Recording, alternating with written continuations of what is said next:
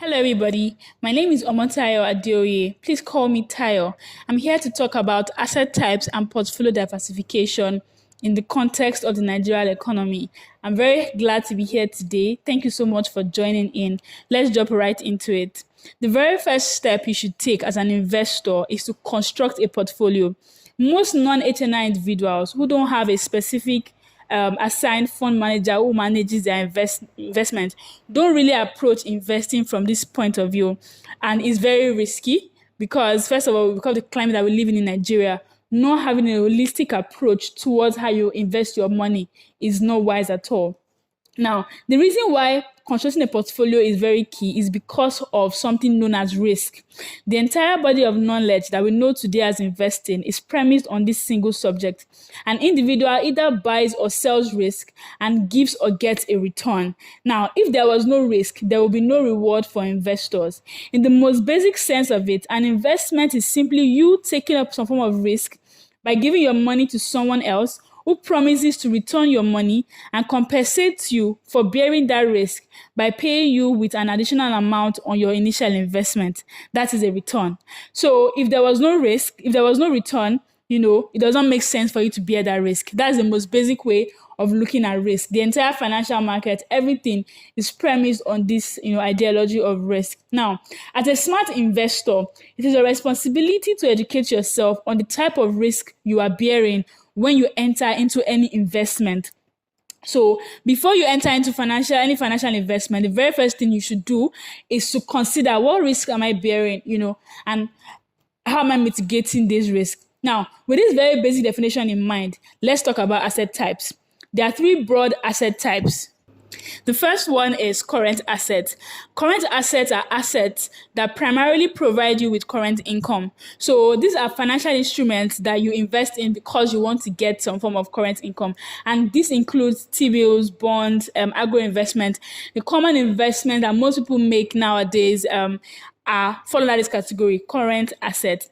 Now, this type of asset is very popular among middle class investors, and it typically has the lowest return and lowest risk.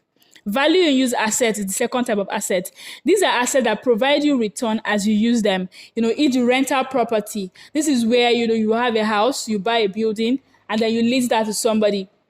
Now, you get value from it as you use it. So it generates money for you, value in use. So it could be your rental property, the house that you currently live in, land. Some people even say cars can be value in use assets. The third type is store of value assets. Store of value assets are assets that you hold for the purpose of capital appreciation. So they include gold, land, cryptocurrency, etc. So you buy the asset not for trading, but just for holding it. And like in Nigeria, for instance, now, holding dollars, holding foreign currency can be a form of store of value asset. These assets store value in them for whenever you're ready to, cash out. Now, what is a portfolio?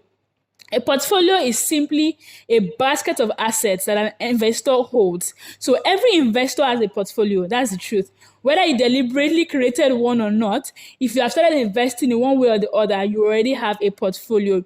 Your portfolio may include one asset only, or it may include different types of assets, but you have a portfolio. And the truth is that if I can bet on it, I'll say most of us here have a one asset type portfolio. So maybe you just have T-bills and just have bonds.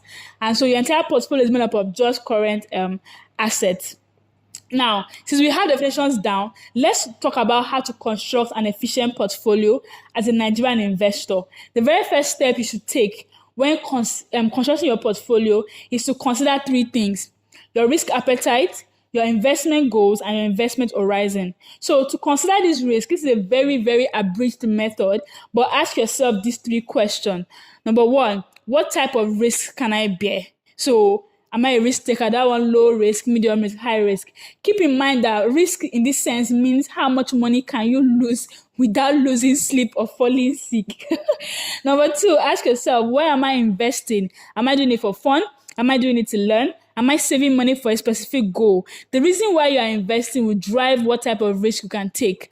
Number three, how long can I invest my money without needing it? So 1 year, 10 years, 3 months. This depends on your goals in life and your, whatever. And be real with yourself when answering these questions. Now, with these information in hand, you can then proceed to shop for assets. So as I said, first step, construct a portfolio. How do you do it? Answer those questions. When you have those questions answered and you have the answers down, you now go, when you are buying assets now, you are looking at it from the point of view of those questions. As you consider any financial instrument, always refer back to your answer to those questions to guide you and to see how each financial instrument fits into your overall portfolio. Remember, your portfolio has a goal. So don't think in terms of just T-bills or bonds.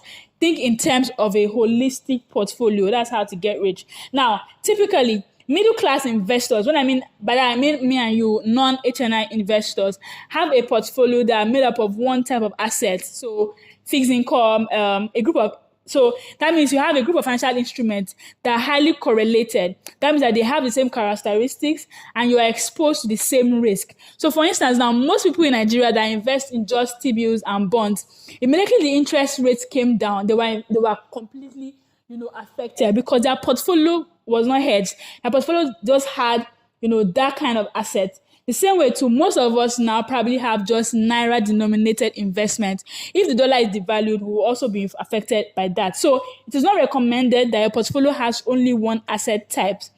There are specific risks that come with Nigeria that you should be aware of. And so you should construct your portfolio to protect yourself from them. An example of one risk is currency risk. I don't need to talk too much about that. So ideally, a portfolio should diversify away risk from you as an investor. So when you're constructing your portfolio, you want to have different assets so that you are not exposed to the same risks on all fronts. I hope that you heard what I said. I hope that I was able to provide some actionable information for you.